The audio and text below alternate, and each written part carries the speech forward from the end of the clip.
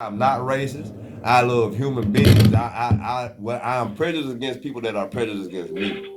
That's the way I am. So she will always be my friend. And the guys that I was just speaking about, they'll always be my friends. And with that being said, one of the guys came by my house, I'm gonna say it probably about a month ago, and he was telling me that he owed the other friend some money. And so I pretty much had to settle the dispute between them before it got too bad. Right. You know, now I could have easily just sat back and instigated and watched them have a field day, but I didn't want to do that. And one of them dates black girl. The other one used to, but you know, he doesn't now. But they worked for one of the guy's father. And he told me about a situation, man. I mean, the boy quit the job 2 days later. He actually quit the job. He said that the owner of the company made a comment about Father's Day having to be a terrible day for black people because we don't have our fathers in the home.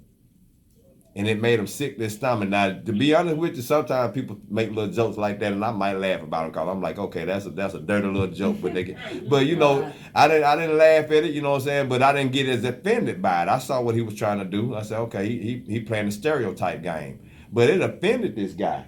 He told me, he was like, man, I don't like that, man. He said, and Cody, it made Cody, I hate to say his name, it made the owner's son mad. And he said over the time he had been working there, the son puts up with it, but he'll just walk off, which is his dad. I can understand he's not gonna buck against his dad, but I was wondering why he would never go to work for his father, because his father had his own company, a successful company. He would not go to work for his father for nothing. He wanted to find his own way. He didn't want his help. And I now realize it, that he really was trying to separate himself from his father, even though his father was a good provider and gave him everything that he wanted. But I didn't, it really didn't dawn on me till that day when the other guy told me how the man's father would, talk around them and how they would get offended. But the one guy that told me, he quit. He messed around and quit like, I want to say 2 days later, and right. I had to take my hats off to him. That's why I called him today. I hadn't heard from him in a while, and I called him and checked on him. So, I just, it just, like I said, I'm going to reach across the board and make this thing happen, because it has, we got to come together better as a people. Absolutely, we do. We have to come together. And just like the caller that called in, I had a similar situation with the way that his son and daughter-in-law did. Mm-hmm. I was in a mall walking with actually my best friend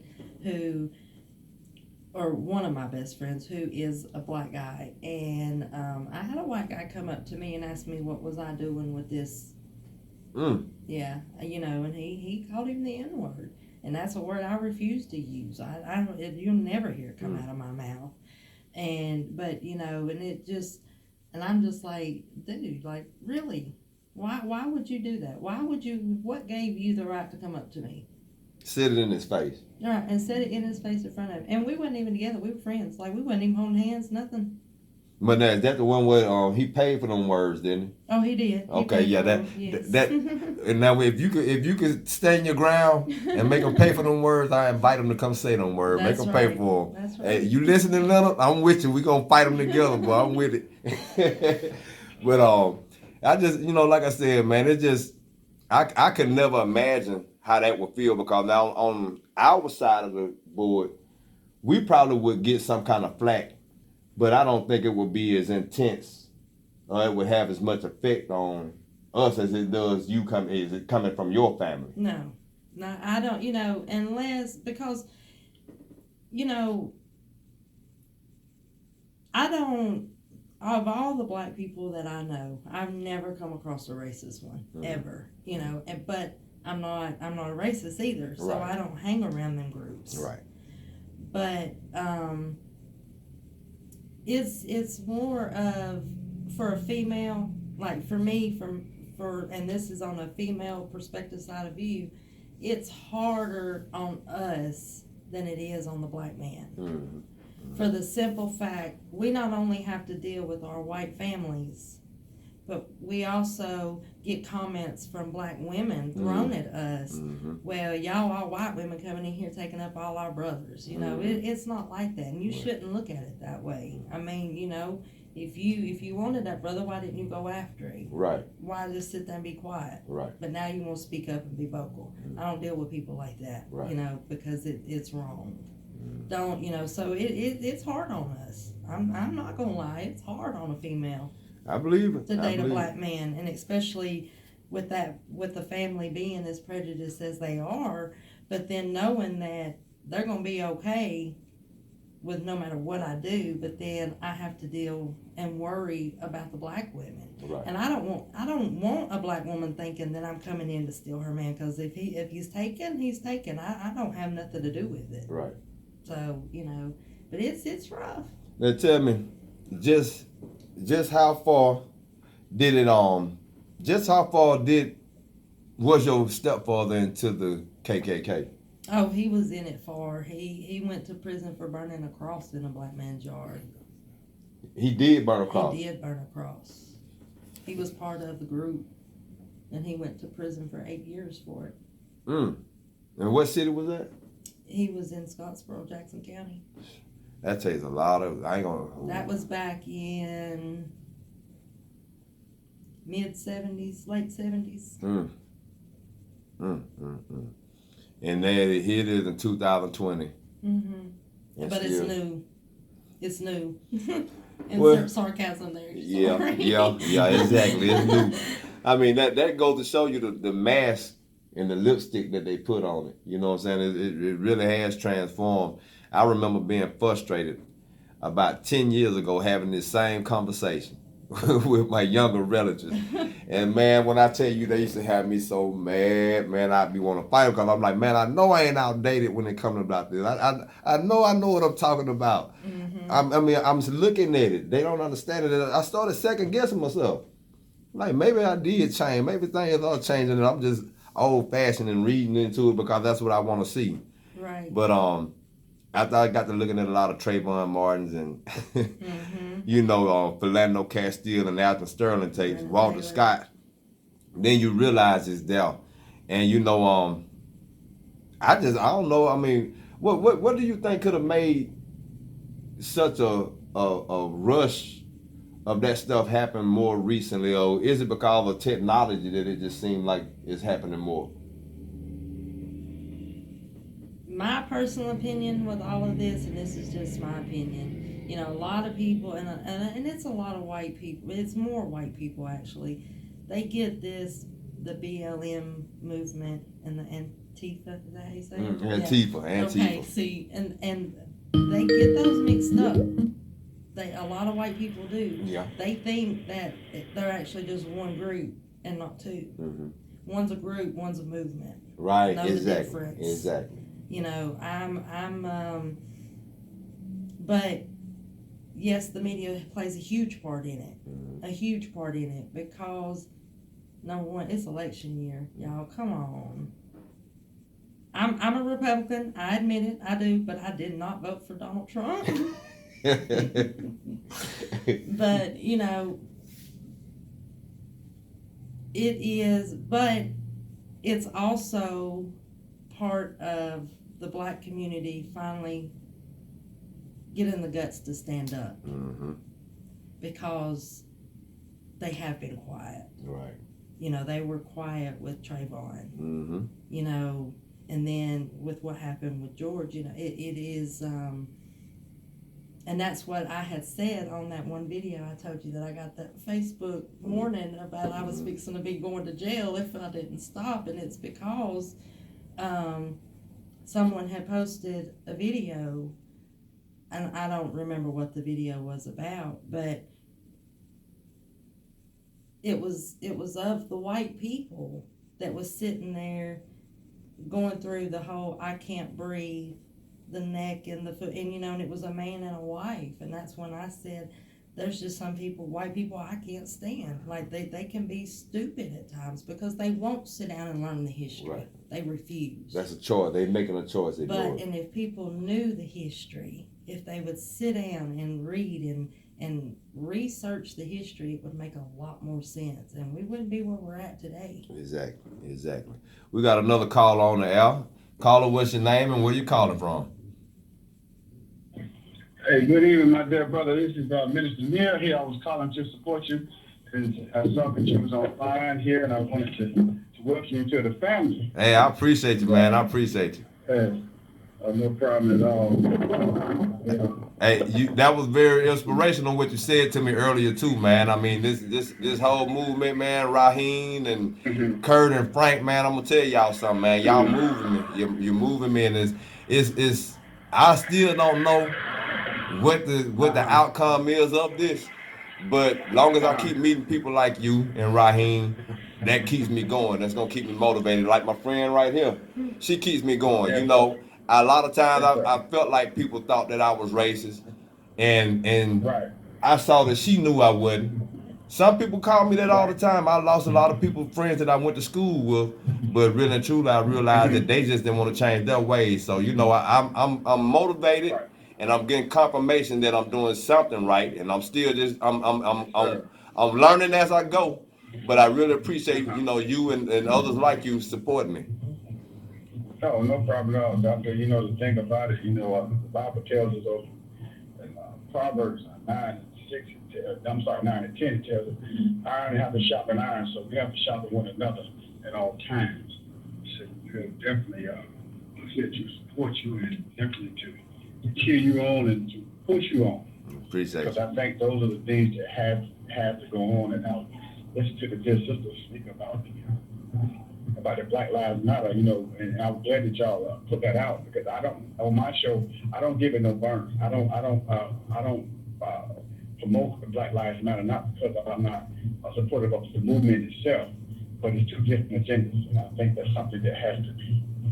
Sometimes people get mixed up with the two Right. because people go on websites and they see one thing, but then they come back and they're like, well, wait a minute, I'm confused because I'm seeing one thing, but you're telling me something totally different. Right. And so we have to understand something that Black Lives Matter has that's a phrase that was coined back in 1929 Thank you. they when they killed the lady who was considered she said she was a child murderer. To find out the mother killed the child. She kept the children. She was a maid in South Carolina. Mm. Her name was Annie. You can look it up. They hung her. They said that was the last public hanging. It was 1929 in South Carolina. It was, as a matter of fact, it was in Sumter, South Carolina, to be exact. And what I'm saying to you is that I think that we have to understand that they might have made that slogan popular, but the movement has always been here. Right. And That's we right. have to understand that. And, what happens a lot of times, I truly believe that we have new allies. I think this is what's making this movement so powerful. What's making it more substantial and making it more that people are not taking notice because now we have people that are coming off the bench that they grew up with you and I. Mm-hmm. Where that generation that was before us, they're not dying off. Right. So their doctrine is now dying off with them. Mm-hmm. So now that we have other folks in here now saying, look, I understand what they're going through, and I get it. Those are things that we definitely have to keep in mind because those are the things that we have to keep conveying to the people. That hey, don't be a bucket with a pinhole in it. Right. My grandfather always told me that, meaning that it'll hold water. But once it sits and idles, the water comes out, Mm-hmm. so it's no good. So I don't care how long how much you love that bucket is still no good. It's You trash. know it. So we Exactly. don't want to be a bucket with a pinhole. Exactly. It's good. If I could whistle, I'd blow the whistle, but I can't whistle right now. I can't do it. But if I could, what you said then is something that really does need to be understood in our community. It needs to be understood throughout the country. We have to quit Right. letting people that's against what we are trying to do dictate the narrative. And we have to Right. understand the science of propaganda. And we know our history. We know about propaganda. We know about how the Mm-hmm. Nazis used propaganda. We know how America has used propaganda in the past to make certain drugs illegal. There's certain things that they've done Right. to target us, and it was propaganda. So now it's like I feel like we've lost our logic we lost our way by letting them dictate what Black Lives Matter means. To me, Right. Black Lives Matter, it isn't just a statement, it's just a fact. Mm-hmm. It's just a plain fact. So now, if you take that fact that says Black Lives Matter also, or two, and then try to put it with a movement, you discredit just the term, just the pure fact, because these people can move a certain way. It can be infiltrated, it can be sabotaged in so many different ways. So I think, we let them actually take our words and use them loosely instead of using them for what they should be used for. And then, okay, A lot of that has, it's because a lot of that has to do with because what's happening is they're not educated. That's why these platforms are very important. right. Because we have to educate our people. And just like it is, about a year ago, we were on Morning Glow. I was on vacation. I was in Florida. I went home to see my mom, and Raheem said that he could tell you. They were talking about how the women, Trump was separating the children from their parents during the border war, I want to call it. Right. And I told him, I said, if you look back at the tradition of America, look back at the tradition of it. This has nothing to do with race or anything. Look back at the tradition of it. She has always separated the family. They always say America is family oriented. The seat of their pregnancy has always been a racist. If you don't listen, go back and look at George Washington. He owned 300 slaves. Right. Thomas Jefferson had 421. I think he had 421. I can go on. Abraham Lincoln, he's originally from Kentucky. His father owned slaves. Right. So he grew up in that environment. So when we talk about these seats that Trump is, that's why I tell him, I said, he's not racist. He's holding up the tradition of that seat. That's it. So let's go back and look at your history and read your history. I said, I'm not making this up. This is like it is when I hear people say things about the Confederate flag. I says, the Constitution tells us clearly. It tells us you cannot. They don't say you kind of can, and it says you cannot fly any foreign flag following the American soil. Meaning that once the Union was conformed, that's when that Confederate flag became a foreign flag. But you'll tell me that's my right. You'll tell me that's my heritage. Is it your heritage or is it hate? Right. It has to be one of the two, because you are now telling me you're denouncing the American flag. Right. But you're telling me I'm not American because Kaepernick kneeled. I'm confused. But I'm confused. well, you know what baffles me the most is selective patriotism. Right. It's selective. If 1 minute you don't like anybody that comes against the United States or the Union that was trying to be formed from it, but then all of a sudden, when you come to the South, not only are we gonna put monuments and statues up of pedophiles and murderers, but we're gonna celebrate the whole cause. And I mean, and that's just a total contradiction of what the morality that the United States is supposed to be built on. So I mean, Right. I look at that and I look at the whole contradiction, and it's like, man, this nation is in complete chaos.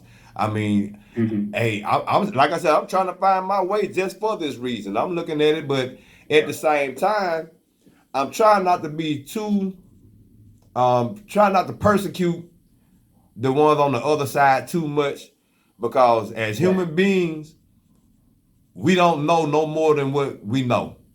We can't do no better than what we know. And so I look at the example of, I had somebody I was talking to last night, and they was talking about how Africans don't respect African Americans. And I sort of understood why, because they wonder why we don't have the intuition in us to go beyond the education that we've been taught and try to dig and find out stuff on our own. You know, it's like, it's only so many things you can see with your own eyes and get a reality check. If they say Columbus discovered America, but he walked up on the shores and shook hands with Indians, he didn't discover America. If you sat back and then question that, then somebody wondering what's wrong with your medulla oblongata. What's wrong with your head? Don't you see this picture? They just said he discovered something where people are sitting here. And we practice this and worship this history is all based on a whole lot of fables and just, hey, whatever sound good to make the story, the narrative sound right. And we got to uphold this. If we don't pass this education, we fail. We go to school to learn a false education and fail if we don't adapt it or don't embrace it. And I mean, a lot of us don't like school because we see these contradictions. I didn't like school for that reason. I liked it because I like to excel and achieve. But at the same time, it was discouraging because when I was getting some of this curriculum, I was like, wait a minute, this don't sound right. And when I asked the question, get out, you've been disrupted. So now I'm a pet peeve. I got all these titles that go along with me that make me feel like I'm not the person that's supposed to be in school, but at the same time, I'm smarter than they smartest person. Right. So I mean, you know, it's a real fine line to walk, man. And I mean, you know, it's a fragile society we live in, you know, but we could get forward. Like I said, like I got people like you speaking forward, people like Lisa coming forward, man, and it's just huge, man. I mean, it feels so good to me to meet people on the other side that comes and says, you know what, that's wrong. Right. What we did in the past was not acceptable. And I don't mind accepting accountability on stuff that we do. I mean, I'm not gonna lie to you. It's certain things that our people do that I've caught myself using the same stereotypes. Right. And I have to catch myself and be like, man, did I just say that? Everybody does it. Exactly. I mean, everybody does it. So I mean, you know, to a certain extent. To a certain extent, yes. Where God brought me from. Right. You don't know that about me. Right. You know, but I tell you one thing, when I get around certain people, they know I've been into something. That's the first thing they tell me. They say, Rev, you been into something, bro. You can tell me whatever you want to say. And I'll smile and I'll look at them. And I say, yeah, I was in the trap, but I ain't get trapped, bro. Right. You still had to have some kind of code or some kind of ethics to want to survive. You knew what game you was getting into from the very beginning, but your goal was to make sure you survived and not take the pitfall that everybody else take if that was the route you were gonna take. You still had hope. God knew enough about me. I tell about this story all the time. God knew enough about me that my mother was a person that I would never want to let down. We've had a discussion. People always say, "Well, are you afraid of your parents?" I said, "Yes, I'm afraid of my mother. I would never want to let her down." Right. I said that would break my heart. And that's what's the battle. So what when it came to the fruition that I had to choose between being out there in the street and letting her down, I already tell you who won. Right. But she gonna trump all that. Because I know how hard she was. She raised 4 boys. Right. And you gotta think, I was rough and tumble. So it was like she used to shake her head with me. But I thank God for Jesus that she never let me go. Right. So I understand exactly what you're saying. So when people perpetrate those and say certain things about us and look at things and look at trying to see that, oh well, he's not this way.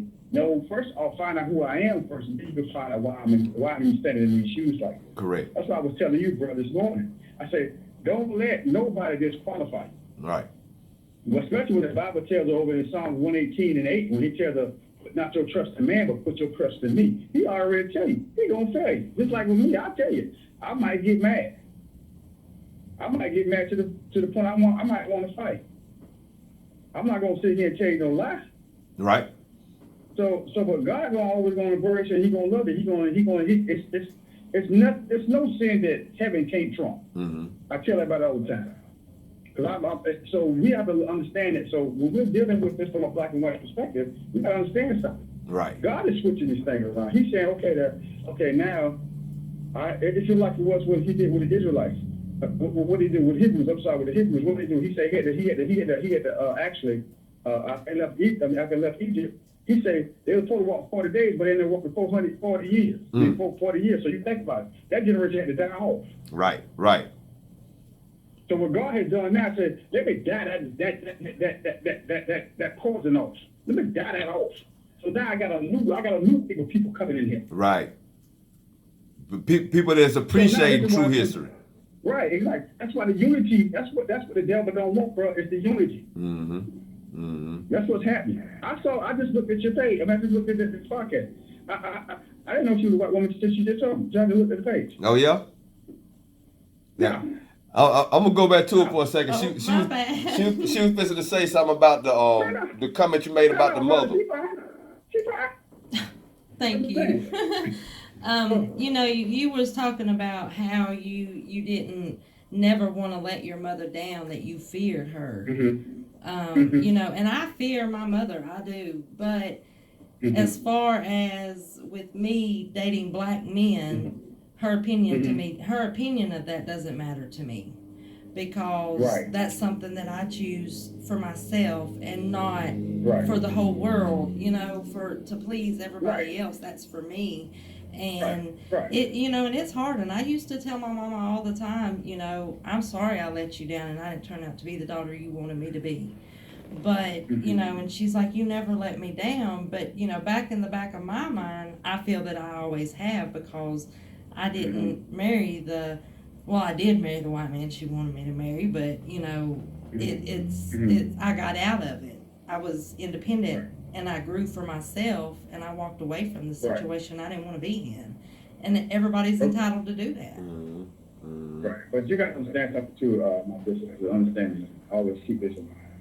Happiness comes with peace. And at the end of the day, if you're not happy, no one's going to be happy. You're exactly right. And I'm saying that to you, but my thing is that I saw my mother struggle, and my excuse was, I'm gonna get out of here and I'm gonna sling this package, because I know that she can't afford it for me this. That's why I always tell people, I don't say I'm from the hood. I'm from where my father could afford me for me to live. Right. Now if you want to say I'm a street dude, now that's different. Right. Because I choose to get into the street. That's different. That was my choice. I ain't no hood dude. I tell them, don't label me as no hood dude, because I was where she was, where I was actually where. And then the good part about it, that where we lived at, it wasn't a bad place. Just at night, they got a little rough. Right. You understand what I'm saying? Because the elements started to change over the. You talking about from everybody knows during the 80s to about 89. The level of narcotics was so high that it and everybody was selling or doing it. So you had it was like it was something that kind of overwhelmed the community. Right. But I tell people all the time, I say, stop telling people you from the hood. I ain't from no hood. That's where you live. That's the grade where you live, where you grew up at. That makes no sense to me. Hey, you hit something on the head there. If I can whistle, I'll blow the whistle again. We gonna have to get ready to wind down in a second. But I want to make a point too. Is we do a lot of complaining in our community amongst our age range. I'm 47 years old, and we complain about a lot of what has gone on. And I want to make a vow now to let people know that I accept accountability for the part that I played in it. I was a part of that crack era. I was a part of that era that embraced the pimping and then going to the strip clubs and all of that. And I embraced that music. And I seen the change, and it was part of society. We needed that to fit in, but I had a choice to make. I didn't have to go that route. And so now I feel like I have the right to criticize them as long as I keep on accepting my accountability. So I'm gonna blow the whistle on that and bring people to bring that to everybody's attention that, hey, we got some atoning to do for the situation that's going on right now. Even for the children that's saying that racism doesn't exist anymore, that's because we didn't take the time out to educate our children the way we should, and so they don't know any better. And they ain't gonna know no better than we teach them. So as I get out of here, I want to thank you, Mr. Neal, for calling. I appreciate you, man. No problem at all, Doc. I want to thank no problem at all, Doc. Anytime you need me, man, y'all just text me, man. No doubt, no doubt. I'll call him. Okay. I want to thank man, much love to y'all. Much love to you too, man. Love. I want to thank my guest, Lisa, from Alabama, Roll Tide. I don't know, she like Auburn. Yeah, get out of here with that mess. Roll Tide, man. But we still friends, you know that. That's right. That's a rivalry too. And I want to thank Raheem. Mr. Raheem, man, I appreciate you, brother. I done made it on over here and got my feet wet. There you go. I hope y'all appreciate me. Hey, I'm not a professional. I'm doing this off the top of the head. I haven't wrote anything down. I'm just going for what I know. You dig? You're natural. Hope y'all tune in again next week. It was supposed to be at 5:00, but somebody taught me to go an hour early. So if y'all can tune in again next week. And I want to say peace and I love you. It's Coco, baby. Coblow.